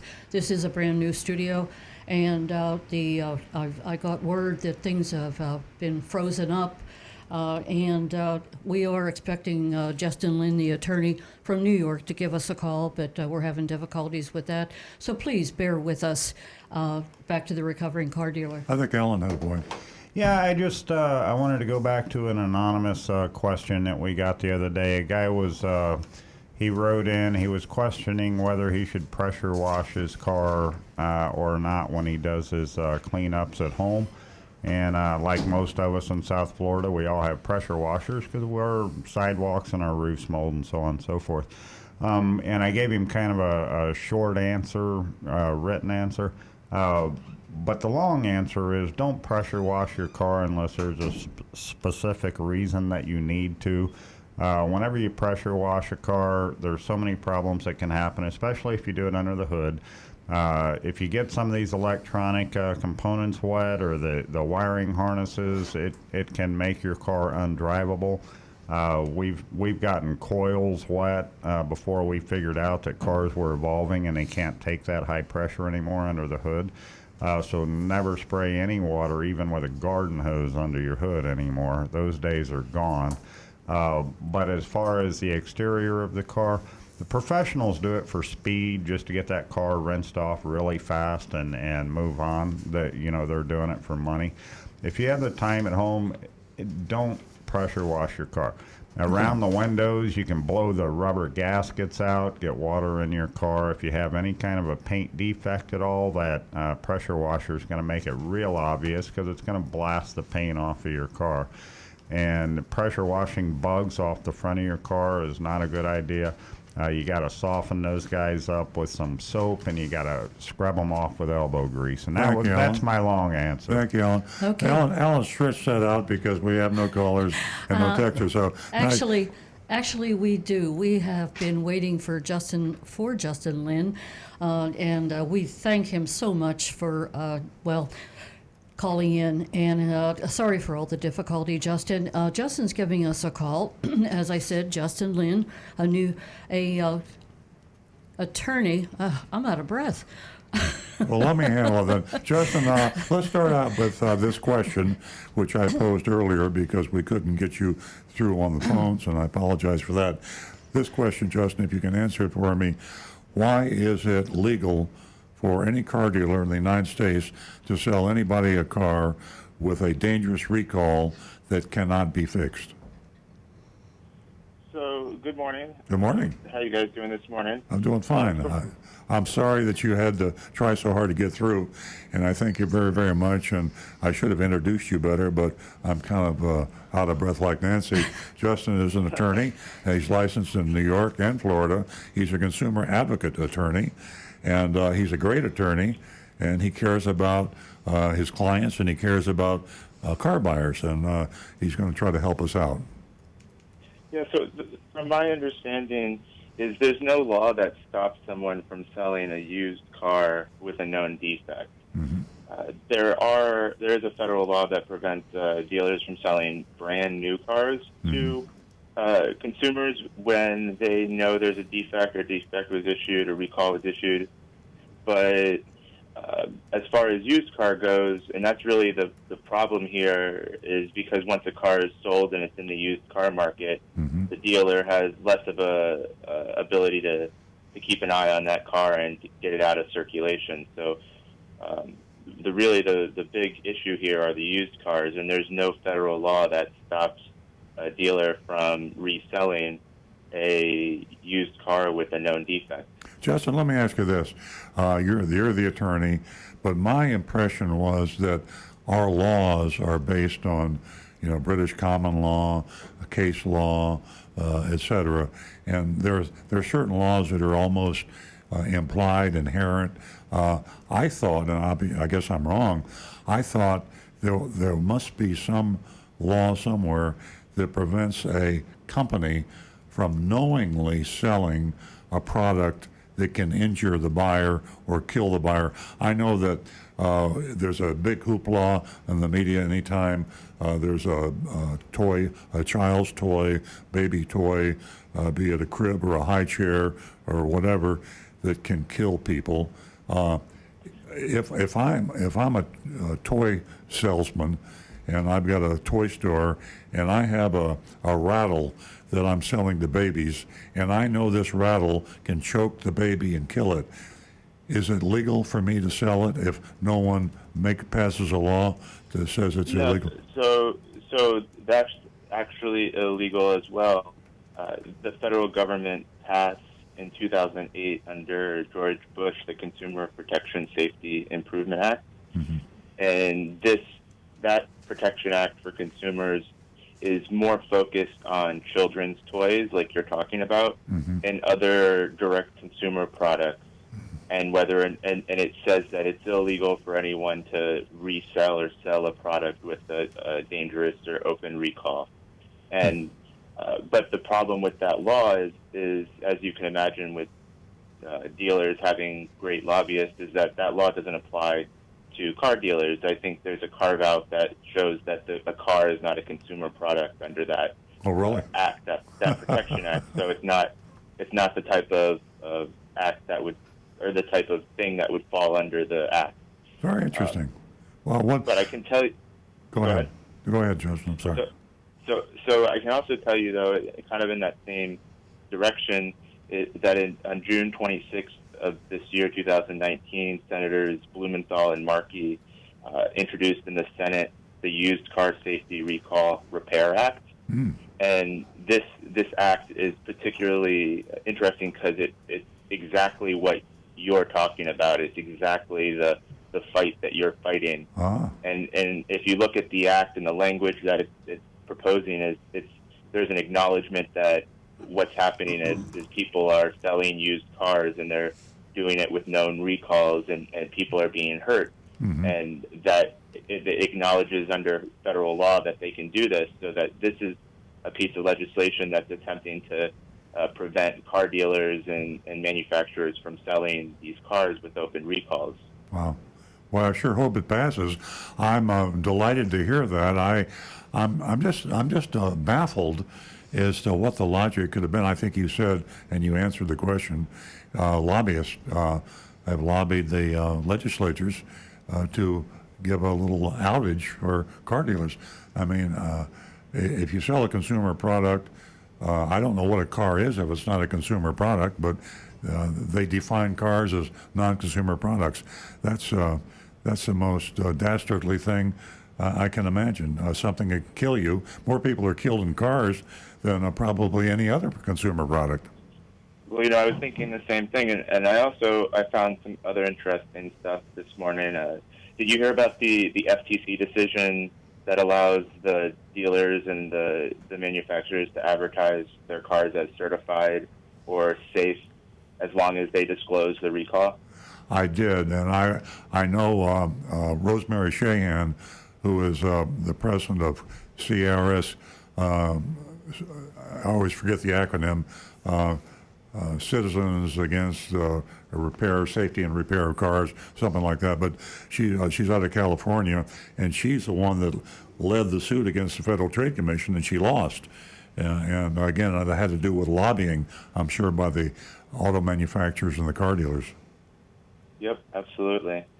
I think you talked about what can be done, and I think, in my opinion, and maybe I'm biased because I'm a plaintiff's lawyer, but I think we serve a really important role in society, and that's kind of the keeping large companies in check and ensuring that even when there's not a law on point, that large companies are making safe products for their consumers. Because when a company's on notice that they have a dangerous product or that their product can hurt people, they have a certain duty then to protect people, and they also have a duty to manufacture a car that's crash-worthy, meaning that it can go through a crash and not make you more injured. So I think what's, aside from the federal legislation and state legislation helping this situation, I think there needs to be a more concerted effort on plaintiffs' lawyers to try to find what could either be a class action suit, or what would be what I've had a lot of luck with lately is federal RICO, which is the Racketeering, Influence, Corruption Organization Act. And what that is people hear, you got arrested for RICO charges because you're a criminal, right? So the thing that there is in the law is civil RICO, and that allows a lawyer or somebody to sue a company and allege that they're engaging in illegal conduct, and that illegal conduct is causing damages. And what's really, really powerful is that civil RICO gives you 3 times or treble damages and an award of attorney's fees. So, if you can allege like that a large national car dealer is breaking laws in several states, all you have to show is 2 criminal infractions to show a criminal enterprise. So if, say, CarMax is selling cars in one state that's illegal to do that, and then they're doing it in another state, and then you can find something else that they could have been doing wrong. People use investigators to search through different things to find different criminal acts. And once the thing with civil RICO is when you get them on the hook for it, it's an incredibly powerful tool to force somebody into compliance, because if not, like I said, they're going to be paying 3 times the damages and attorney's fees. and a little case could turn into a multi-million-dollar, billion-dollar case against the auto dealers and manufacturers. No wonder the price of Ford stock is dropping. They were manufacturing cars knowingly manufacturing cars with defective transmissions that can hurt or injure their customers, and that's more or less a matter of record. They're natural for a RICO civil suit, right? Yeah, obviously, and you want to be looking for one of the bigger dealers too that have the ability to either pay out on this and to continue to stay open and to make a decision that they're going to do something different. Mm-hmm. Because if you put somebody out of business, that's a good message to the rest of the community. But also, what helps is when the big leaders in the industry take charge and really point the rest of the industry in the right direction. And if someone like Ford or GM gets tagged with a ridiculously large judgment or settlement, then they're going to make a decision, just like they did in the Ford Pinto case, that they have to do better for the community, because ultimately what we're talking about is a betrayal of the public trust here. Mm-hmm. We go and we buy a car hoping that and expecting that it's safe for us, and at some point that when that trust is betrayed, we need to be able to expect more from the car dealers. Well, and Justin, not just the car dealers, but the manufacturers as well. You're listening to Justin Lynn. He's a plaintiff's attorney. He's a very fine attorney, cares about his clients, and he has license to practice law in New York and Florida. And he's helping us now answer this question about why it's legal to sell cars with dangerous recalls, and it is legal. And we're talking about ways we can get around this. Justin, let me ask you another question about legality. Am I right that a public company like AutoNation has a fiduciary responsibility to the stockholders to earn money by anything legal that they can do to maximize the profit, the return on investment of the stockholders? Therefore, if they have cars in their inventories, their used car inventories that do have dangerous recalls, if they made the moral decision to sideline these cars and not retail them, they theoretically could be sued because they were not fulfilling their obligation to their stockholders. So, I'll pick apart a couple of things that you said there, and I'll start with the Okay. point that I don't think that phrasing it as a moral decision is the right way to go about creating the change you want, even though it's true, right? Mm-hmm. This is a moral decision for you. But as a CEO or a leader of a company, there's also the thing called the business judgment rule, and it allows you as a CEO or a leader of a company to make business judgments, and you're given an incredible amount of discretion because you're the leader of a company. Mm-hmm. You need the discretion to be able to make sound business judgments, and it's a really high threshold for the stockholders to come back later and say, you made the wrong business judgment. Mm-hmm. And in this case, the business judgment we're talking about is whether or not we should sell cars with open recalls. And if you say, I'm not going to do it because I think it's a moral issue, then you're bringing up issues of that whether your business judgment was a sound and in the best interest of the company. Mm-hmm. But if you phrase it to me, what seems more appropriate is as a risk to the company and a potential financial burden that the company can experience, because the reality is, I would love to get one of these cases where somebody is seriously injured or unfortunately passes away, and a car dealer sold a used car and knew about it. I'm pretty sure that I would go after them very aggressively, and I would try to get an incredible amount of compensation for my client because I care about getting the right result. Well, I've got a case for you right now, Justin. We mystery shop CarMax 4 times, and 3 of the 4 times they deliberately misrepresented cars as having fixable safety recalls, and they were not fixable because the inflators were not available. But we can talk about that later. I just want to mention one thing back on the responsibility of the CEO to make a profit for the stockholders. Michael Jackson, the CEO of AutoNation, about a year and a half ago, made that decision that he was going to withhold from sale all of the vehicles with dangerous airbag recalls. He would not sell any cars with dangerous Takata airbag recalls. And he stuck to that. The reason I remember, because I'm the only other car dealer that did it, AutoNation and my dealership, and we're still not selling those cars. But Michael Jackson made the decision not to do it, held those cars off the market for a year, and then got on CNBC and announced to the world that he was reversing that decision, that he was going to start selling the cars, and he was sorry he had to do it, but it was costing the company a lot of money. Yeah, I think that's also another thing where it comes to a similar situation as the Ford Pinto case, where somebody's making calculated decisions, and unfortunately, those calculated decisions, the equations involve people's life, and they're saying that they can sell a certain amount of cars with a recall open and make a certain amount of money so that their investors are happy. And if that they get sued, who cares? It's not as much money as if one, they don't sell the cars, or two, their investors sue them for securities fraud or something similar to that. So they're making a calculated decision where they're taking into account the value of somebody's life, and they're deciding that they're going to sell the car despite that, and that they have to. Yeah. And one of the things that is really interesting to me about that particular case is it unfortunately now sets them up for incredible liability, because it's similar to a case where an apartment complex knows that it's a dangerous neighborhood, and they decide to hire a security guard to protect that apartment complex.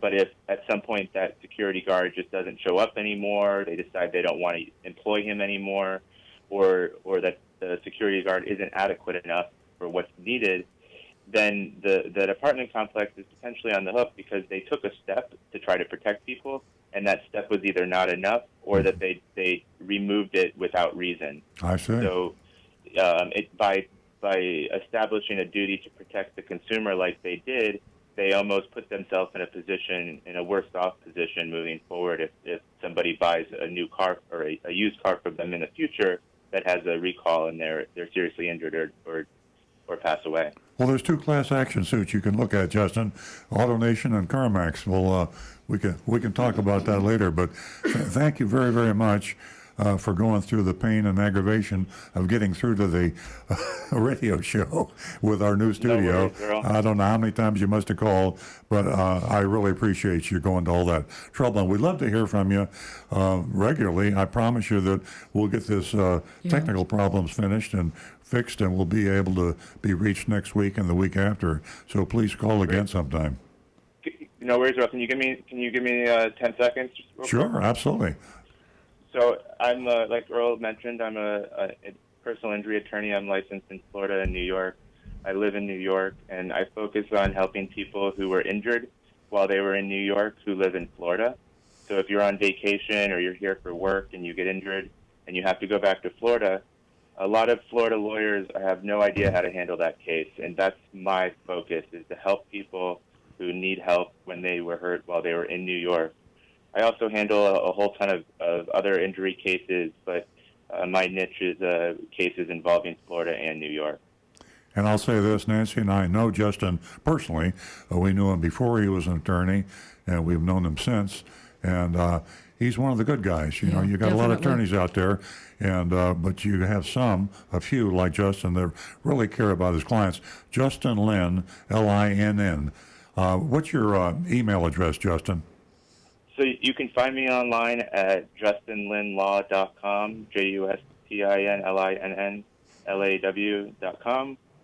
You can call me 561-756-1608, or my email address is justinlinlaw@gmail.com, JustinLinnlaw@gmail.com. And if any of you didn't get all that written down, you can call me or Nancy or call the show. Definitely. We'll give you Justin Linn's contact information. Once again, Justin, thank you very much for what you do and for being so persistent to get through the show this morning. We all thank you, Justin. From all of us here at Earl Stewart on Cars, thank you so much. Thank you. You guys have a great day. You too. Thank you. Okay, Well, I think that we're going to go to the mystery shopping report in light of the way things are right now. And we'll have just enough time. It's about 9:36. Well, listen, we got a couple of texts over here we might be able to have time to get to. Yeah. Well, let me tell our listeners that you can vote on the mystery shopping report by texting us at 772-497-6530. And that mystery shopping report is from Graco Chevrolet in Delray Beach. Now back to Rick. Yeah, we got a couple of texts coming. We have time. Yeah, we'll kind of zip through a couple of these. Ronald is asking, can the finance and insurance insist on dealer add-on fees, such as window tint, after I agreed on a price with the salesman? They can, but you don't have to buy the car from them. This is part of the many dirty little secrets car dealers have. Dealer install options. Hidden fees are probably the biggest, but dealer install options are a close second. And it's just totally unconscionable to advertise a car at a price that they won't sell the car for. And the way they bump the profit, hidden fees, aka dealer fees, and dealer installed options. Nitrogen in the tires, window tint, pinstripes, road hazard insurance. The list goes on and on and on. And dealer installed accessories are not only a sneaky trick to add to the profit, but they have very low value and very high price. That's the reason they're dealer installed. Typically, a package of dealer installed accessories would have a dealer cost of $100, and they would charge you $1,000. Or if it was $200, they charge you $2,000. And when you get a price on a car, be sure it is an out-the-door price plus tax and tag only. I'm going to hold up something for the camera, and you can download this on our earloncars.com. Or you can download it at outthedoorpriceaffidavit.com, www.outthedoorpriceaffidavit.com. It basically is an affidavit that says the car I'm buying has the complete price that you quoted me, and this is the advertised price, and it's the quoted price, and the only thing you're going to add to that price are government fees. And government fees are typically sales tax and license plate.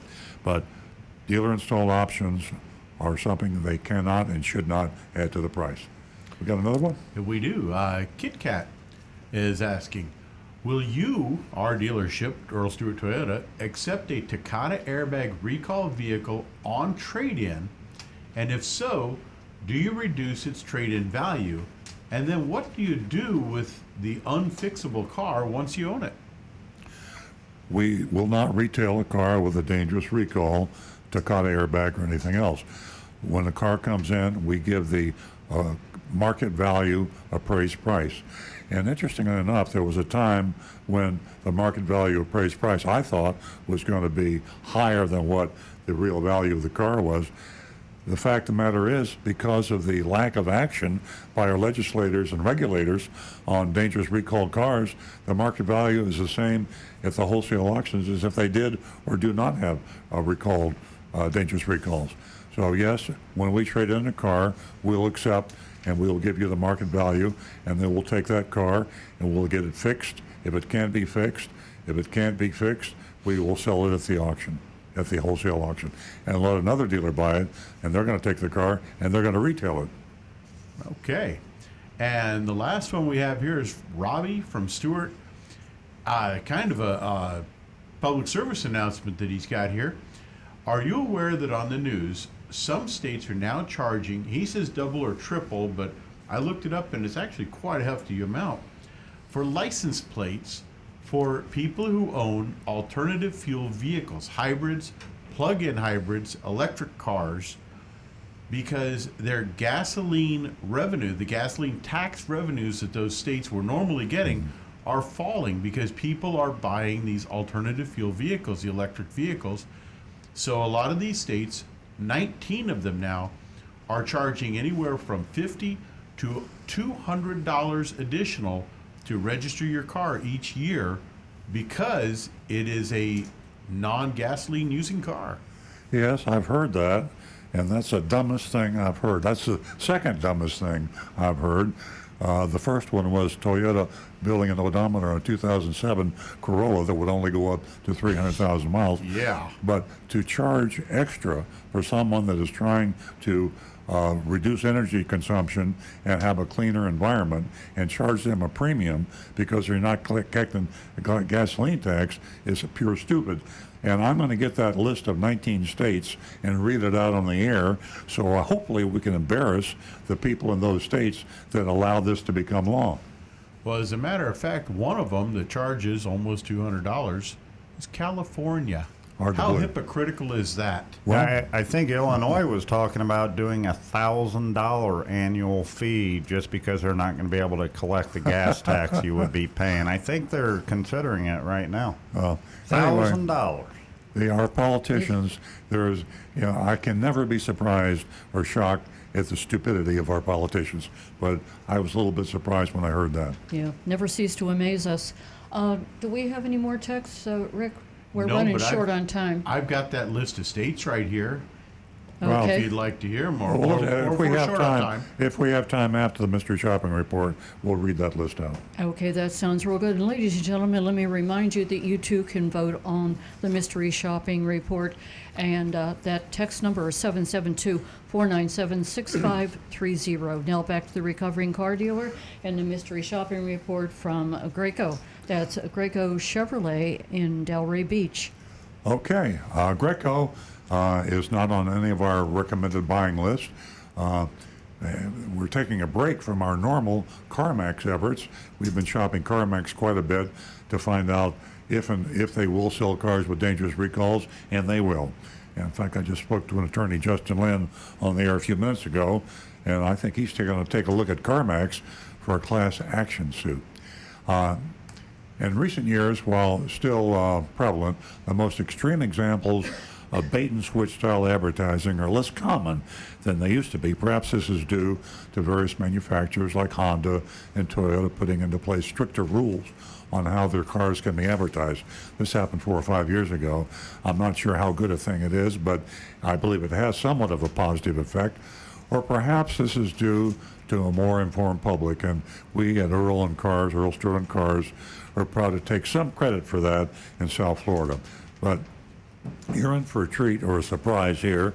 It's not really a treat when we find somebody that just didn't get the message. This week's Mystery Shop brings us to a familiar dealer group. We've shopped them several times over the years, and you may know them from their multiple positions on our bad dealer list. Good Dealer, Bad Dealerlist.com. www.gooddealerbaddealerlist.com, and you can go online and check Earl Stewart on Cars recommended and do not buy from this dealer list. And you'll find Napleton, for example, and Greco are two of the dealers that just don't have any dealerships, and they have multiple dealerships, but none of them are on the recommend dealer list. So we're going to do a Greco Chevrolet in Delray Beach, and this is this shopping report. On the new car specials page of their website, we found several offers that appear too good to be true.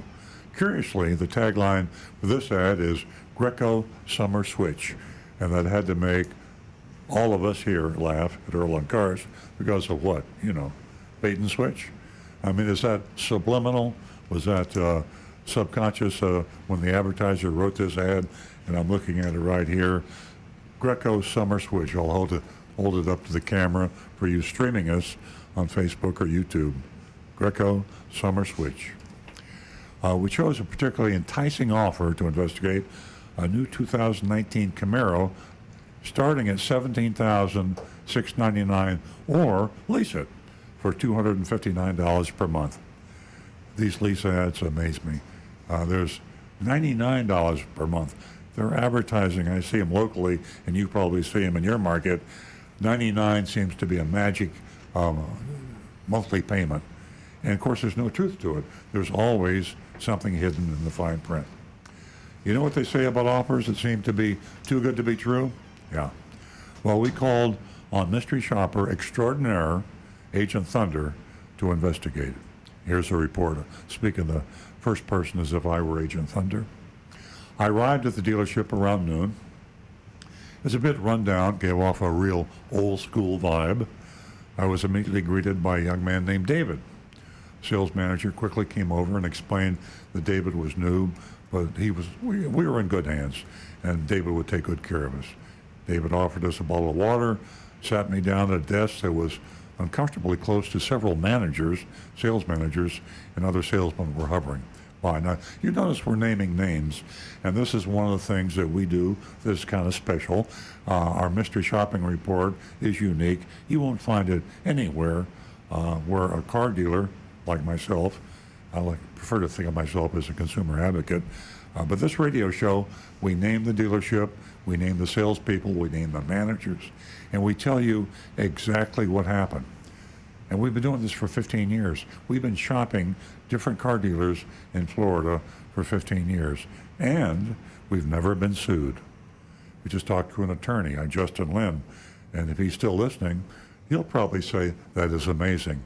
We actually have named dealerships and salespeople and managers, accused them of anything that we found them doing, including breaking the law, lying, cheating, and all the other things that are not so happy to do to a customer. And we talk about it openly, and we've never been sued. And I love to brag about this. Why? Because the perfect defense against libel and slander is the truth. We are speaking the truth. So here we are, Greco, Delray, Greco Chevrolet in Delray. Call your lawyer, tell him to tune in, and if we say something that is untrue, I want you to sue me. But we haven't been sued in 15 years. And this is the truth as we saw it, and I think you'll agree if you're listening. I told David that the new car specials on the website caught my attention. Specifically, the offer to purchase a new 2019 Camaro for $17,699 or lease it for $259, $259 a month. That's a heck of a deal. He wasn't aware of what I was talking about, the salesman. He was new, David. He came back, he went out to check. He came back to inform me that the offer was on a lower end model Camaro. He then asked me what price I'd like to be around. I gave him a dumbfounded look. I said, I saw the price on the website, and that's the price that I want to be around. I came in on the advertised price. He then proceeded to ask me a series of questions that his manager must have prepped him with. Here's the first one. Was I active in the military? Isn't that strange? I come in to buy a car on an advertisement, and they want to know if I'm a soldier or a sailor. So, and they also want to know, did I have a current lease with General Motors? Peculiar. Why so interested in those things? I responded, no, I don't have a lease, and I'm not in the military. I'm just looking to purchase this car for the advertised price. He then asked me which color I would like and went out to find the car so we can take a look. A few minutes later, he pulls up with a basic stripped base is what we call it in the trade, 4-cylinder Camaro. No options or accessories. We walked around the car, took a test drive. He wasn't familiar with the car. David was new. So he read the vehicle information from the window sticker. It was a pretty quick test drive, and we returned to the lot. Back at the desk, he asked me if I'm interested in the car. I said, yeah. I'd like to see the numbers on a purchase order, a buyer's order. He excused himself to speak with the manager again. 20 minutes. So he's a new salesman, leaving me for 20 minutes to twiddle my thumbs.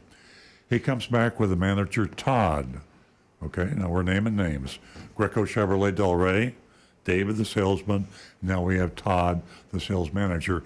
And Todd repeated that David is new and wanted to let me know that the special advertised price is based on specific questions, qualifications, I'd say, such as being active duty military.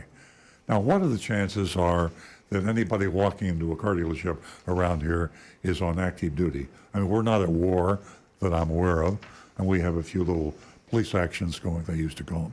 But the odds against someone walking into a car dealership on an advertised price that are on active duty in South Florida, Rick, what would you say, 1 out of 1,000? I think you might be a little Might be a little more on that, but maybe 1 out of 5,000. I mean, if this were Pensacola or Jacksonville, where there was a big military base right nearby, I could see it possible. No military bases down here. Nah. No. Okay, so that's premeditated right there. And they also asked me if I had a current GM lease. Now, GM has got something like, 8% of the market, and they lease maybe a fourth of that, so let's say 2 or 3%. So the odds are about 2 or 3 out of 100, if that, if they have a GM lease. So to combine the two, active duty military with a GM lease, that's virtually impossible. Yeah. And they know that, right? So this is bait and switch. The advertised model was actually an even lower Camaro than the one I was looking at. However, he went on to say how he was going to try to get me as close to what I saw advertised. How much money are you able to put down? Now, putting down money is paying. So when you put down money, you're not lowering the price, you're paying more. So that's what he asked me. So I was a little tired. I said I might be able to come up with $10,000 just to get things rolling here. He says, okay, and then he'd be right back. There he goes again. David's going back to talk to Todd. He comes back with a lease information sheet despite my repeated requests for purchase numbers. He told me, don't worry, it says lease information. He'd give me a buyer's order later. He explained that he couldn't get all the rebates needed to discount this $27,990 MSRP car down to the advertised price of $17,999, but came close. He's got it down to $21,000, he says, with all fees and taxes. I still don't believe that. I asked him if there was a dealer fee, and he said yes, of course. That's worked into the numbers. He said he'd have it on the purchase order when I came back. So we're trying to buy it, and all he wants to do is give me leasing information. He says his dealer fee is $999. Back to the lease sheet, explained that with my $10,000 down, I'd be at $300 per month, and went on to explain the numbers. I was very confused by the end of the conversation and wanted to get out of there. The sales manager gave me a ton of information quickly. An argument was going on between another customer and a manager right next to us, with many people looking on, and I kept being told I'd be paying $300 a month.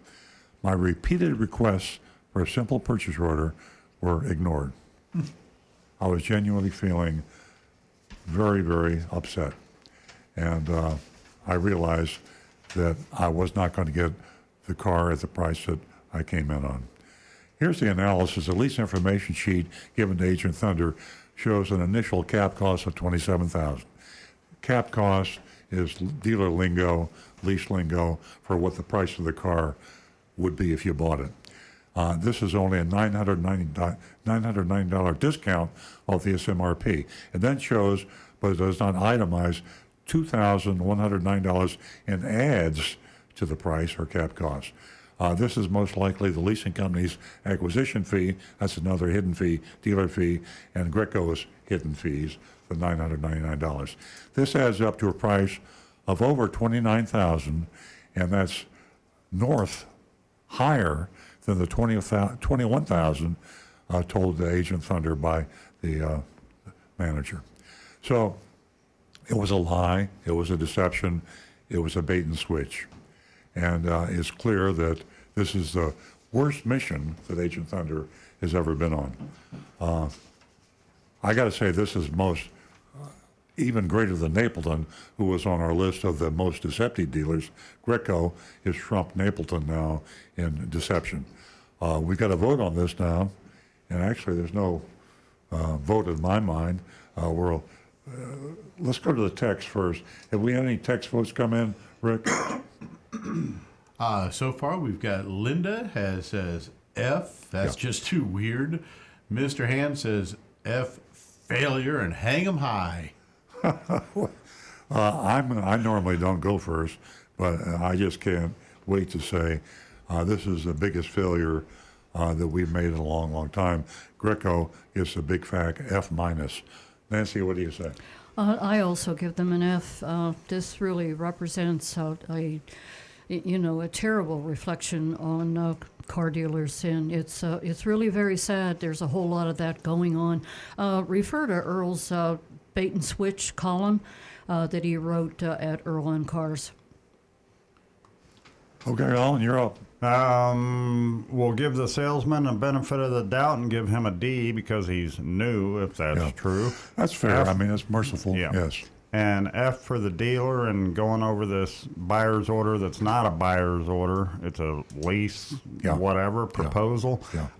And I'm pretty good at math. I still don't know where all his $10,000 went, but an F. Yeah, it was planned with the down payment. He was treating, believe it or not, a $10,000 payment as a price reduction, and that's not. And he was also talking about adding the dealer fees on top of the cap cost to boost the price up, and the lease acquisition fee, and who knows what else. Rick? I've got Mark and Kit Kat both saying F, Donovan and LJ both saying F, Ernesta saying F, Doug and Ollie both say F. Ollie says meow F. And my own F. I just wonder, how do we always get the new salespeople? When are we going to have one of our guys go in there and get a salesperson that's been doing it for 6-7 years at that dealership? I think turnover among car salespeople is the highest of any profession. And it's a tribute to the fact that most of the young people that come in and they want to start selling cars because they think they can make a lot of money will not put up with the shenanigans of the dealer. Can you imagine going into a car dealership, you haven't sold cars before, and you don't anticipate what you have to go through, and in the sales meeting, they get you in there and they said, now, we're advertising this car at $10,000 less than we can sell it for. So people are going to be coming in on this ad, and then you have to explain to them why they can't buy the car. Come and get me, I'll help you, and that's a sales manager. How long could you survive in that sort of environment, knowing that everybody that came through the door that spoke to you and wanted to buy the car, you'd have to lie to get them to buy a car, which was higher price, higher profit for the dealer. Wow. So a lot of these young salespeople don't last more than a few weeks, and after that, the brain damage is so much they leave. It's very rare to find a veteran salesperson.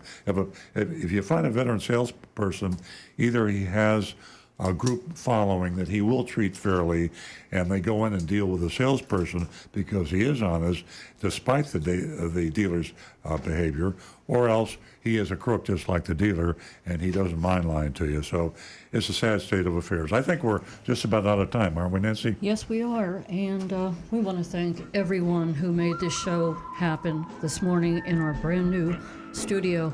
From all of us here at Earl on Cars, we want to thank you again. Have a wonderful weekend.